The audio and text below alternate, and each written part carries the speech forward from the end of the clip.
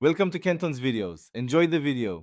You begin now by preparing minimal essentials and launching recovery, plug-in power, and a USB installer.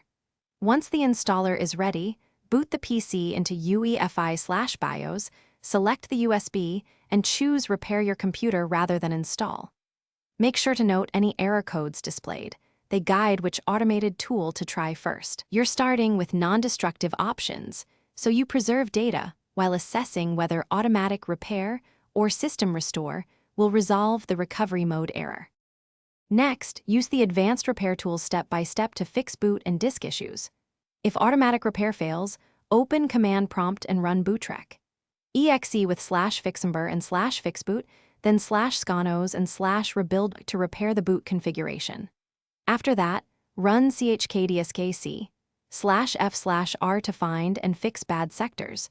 Once done, run sfc/scano to repair corrupted system files. These commands address the most common causes of recovery loop errors, so proceed methodically and wait for each to finish. Finally, complete the process by removing the installer and rebooting.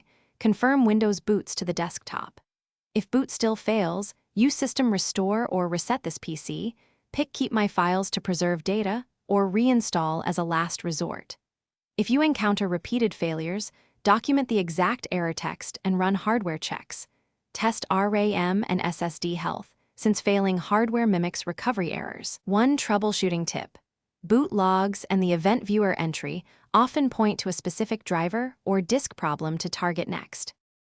Thanks for watching. Consider subscribing if we helped you.